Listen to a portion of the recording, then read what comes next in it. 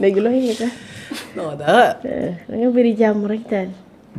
waaw wax nga dëgg de def nga ma su tokk sourire bu am classe nii. Adama. Alors concernant la réaction du ministre de la justice bi nga xamante ne saisir na ki nga xamante ne mooy le procureur général. Notamment pour envisager des poursuites sur li jotoon na xew fii. Donc je pense que sur le plan juridique mën naa ko wax fii tey. On va vers des problématiques yoo xamante ne ku nekk dina ko gis ku nekk dina ko dund. Parce que ce qui est en question. doy na loo xamante ne lu doy waar. Parce que conseil constitutionnel en 2024 je pense que moo validé woon li nga xamante ne moom mooy la loi d'amnistie bi régime bi fi nekkoon jël.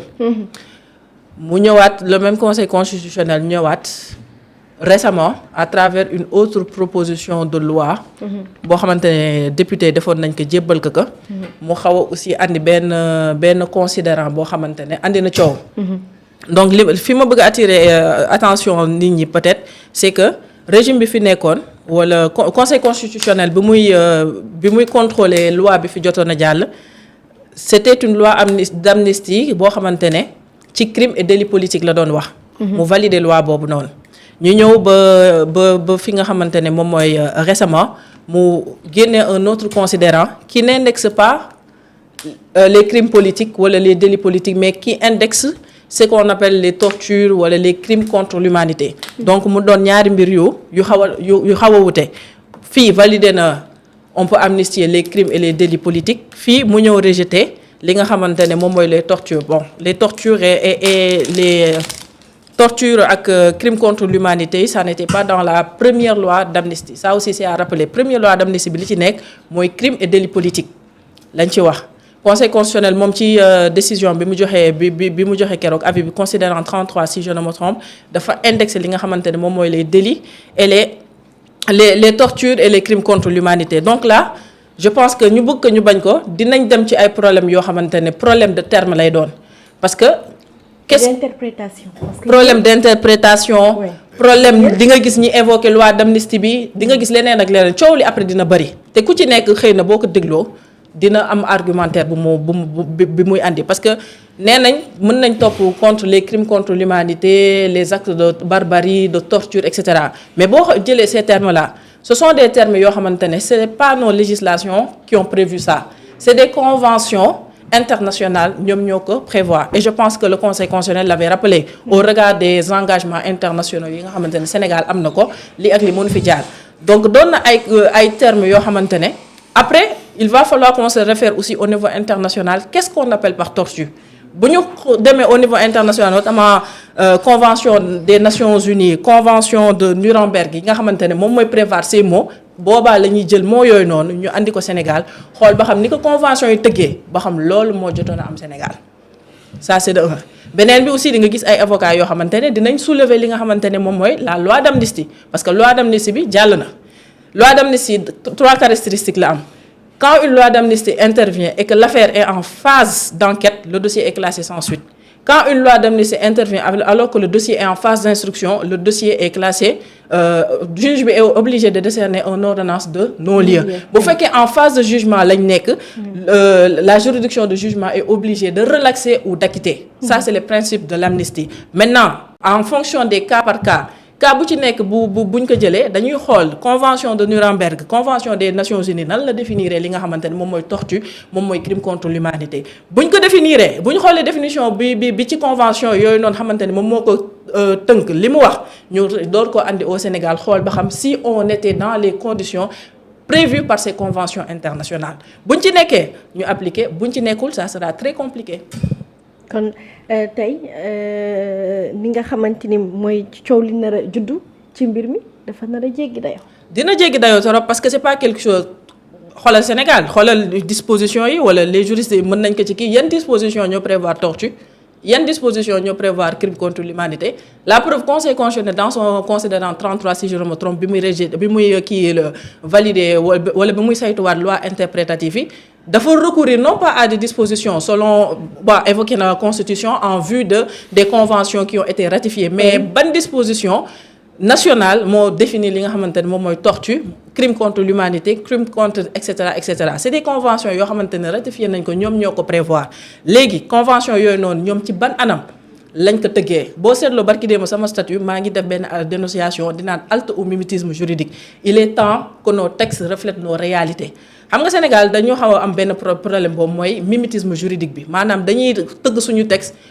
en fonction de ce qui s'est passé à l'Occident wala en fonction mimétisme juridique daal maanaam toppandoo wala copier-coller lii yeneen yi réewu tubaab yi def ñu andi ko léegi nag loolu mooy andi yii nga nekk ci benn situation war ko régler nga am benn mot nga war ko régler ñu ne la mot boobu noonu convention internationale moom moo ko prévoir léegi loolu boo ko bëggee appliquer fii ça va poser un problème barki démb rek maa ngi ciy def benn dénonciation di ne il est temps que suñu textes yi refléter nos réalités sociologiques yaa ça beneen affaire bi mooy ñii ñuy interpeller ni après seen avocat dinañ soulever lu bëree bëri parce que amnistie jotoon na fi jaar comme li ma waxoon sànq donte torture aussi ça va poser un autre problème de définition et de contextualiser ça par rapport à ce qui s'est passé donc dossier bu nar a andi coow lu bare mais c'est ce qu'on peut retenir en tout cas. léegi Adama xam nga dafa am souvent boo déggee les tortures li nga xamante ni itam moo di meurtre et yu ni mel li ñuy évoqué mooy am na ñu leen doon sant ñuy def looloo ci indiwaat turu le ministre Antoine Félix Diome c'est vrai et entre autres mais tey ji yow posture Antoine parce que sànq ba léegi yaa ngi brossé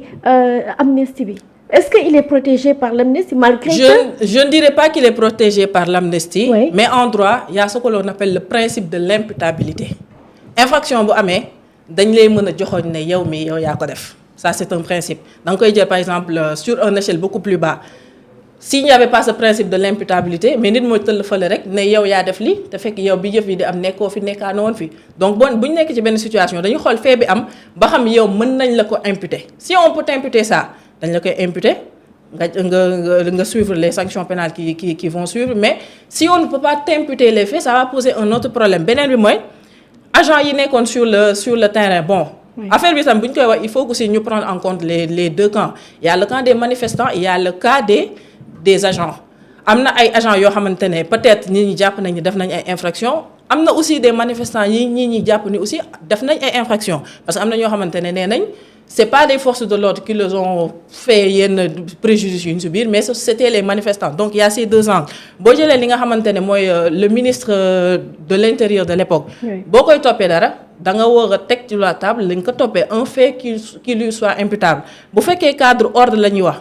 xam nga dans l'administration bu kilifa bi di joxe ordre mais du la woo yow wax la ko day bind circulaire ça nous tous nous le voyons donc il faudra prouver qu'il y a eu un circulaire de preuve boo xamante ne mën nañ ko rattacher ci l'agent soit le gendarme soit le policier qui a tiré montrer que li mu def nii daf ci recevoir ordre est-ce qu'il y a eu des circulaires qui peuvent prouver ça est-ce qu'il y a eu une chaîne de preuves boo xamante ne après dina mën a permettre ñu remonter ba ci nga xamante ne moom mooy xëy na le ministre qui était là wala ceux qui étaient là parce que tamit booy xool les circonstances dont les faits s'étaient passés ça sera un peu comme parce que je parle comme ça parce que xam naa ne buñ demoon ba foofu Antoine dina am ses avocats lii yëpp dinañ ko yëkkati donc c'est pourquoi aussi je suis un peu dans les deux cas avocat mi mën nañ soulever lii comme procureur wala keneen ak keneen aussi mën na procurer mais de façon générale loo xamante ne c'est même pas un peu du droit comme ça mais de façon très réaliste yëf yi xëy na nii la demee bu fekkee da nga ne sa supérieur moo la jox ordre dans l'administration ñëpp xam nañ ni c'est via un circulaire que les choses se communiquent donc ce circulaire là bi xamante ne moom la ministre bi joxe woon ordre pour ñu tirer tel et tel et tel ça doit être mis sur la table pour pouvoir imputer juridiquement au ministre qui était là les faits beneen bi mooy par exemple bu fekkee agent bi dafa commettre une infraction te moom kenn sant ko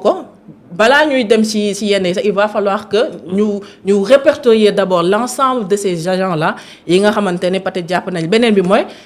le tribunal qui sera compétent pour les juger bon si c'est les gendarmes ñoom tribunal militaire mooy compétent après pour àddu ci seen biir bu fekkee seen infraction yi ñu leen di toppee ci seen cadre de liggéey lañ ko defee ci ki nga xamante ni moom lañ ko defee je vois beaucoup de réactions en arfal question bu njëkk ba dinañ ci ñëw bu ñuy dugg ci conseil constitutionnel mais li ngay wax ni nee na la Adama les articles 106 et suivants du code pénal parlant de torture et l'article 59 du code de procédure pénale aussi concernent les sanctions pour les forces de l'ordre qui la pratiquent mi ngi noonu en tout cas daal je vois que yéen a ngi def ay réactions yu am solo ay contributions mooy li ma la wax bi mooy commencer c'est un sujet boo xamante ne dina aussi bien sur les plateaux que ci population yi dina andi débat yu bari parce que li ci nekk dafa bëri torop et il faudra prendre comme par exemple cas où par exemple ñi ñu naan torture les policiers ñeneen ak ñeneen ñi ñu ci visé n'oublions pas aussi que de l'autre côté il y a d'autres parce qu'il y a eu des victimes simples yoo xamante ne ñoom du policier wala du leneen ak leneen ñoo leen attaqué wala ñoo leen causé préjudice bi nga xamante ne subir nañ ko donc ces catégories de personnes là aussi une fois bu fekkee toutefois action yi dina kii ça sera débattu beneen bi mooy le procureur déclenché na mais je pense que la loi d'amnistie qui était intervenue en son article 3 disposait que la loi d'amnistie ne préjudicie pas aux tiers donc c'était juste l'action publique qui posait problème mais l'action civile n'a jamais été éteinte pour moi parce que vu l'article 3 et même prenant les lois d'amnistie de façon générale en général on dit que les lois d'amnistie ne préjudicient pas aux droits des tiers donc ñoom amoon nañ possibilité dès le début déclencher action civile bi xëy na action publique bi moo doon poser problème et actuellement comme que le ministre de la justice mi ngi ci donc il y aura jonction mais yaa ngi doon dégg Pape bi ci conseil constitutionnel addo Pape Abdoulaye Touré doon fàttaliwaate ni moom porté na plainte nga gis Seydi Gassama mu ni kon ay plainte collective ay victimes yoo xamante ni jot amoon nañ ci droit parce que article bi may na leen ko article 3 de la loi d'amnistie dafa ne c'est la présente loi d'amnistie ne préjudicie pas aux droits des tiers mën nga exercer action civile mais action civile boo ko exercer c'est pour yow victime bi peut-être nga am li ñuy wax des dommages et intérêts mais peut-être ki la ko defoon mënoo ko woon topp ci li nga xamante ne mooy l'action publique mais comme que aujourd'hui le procureur a saisi ça donc il pourra avoir jonction des deux pour que yëf yi ñaar yëpp mën a àttu. ñaar yëpp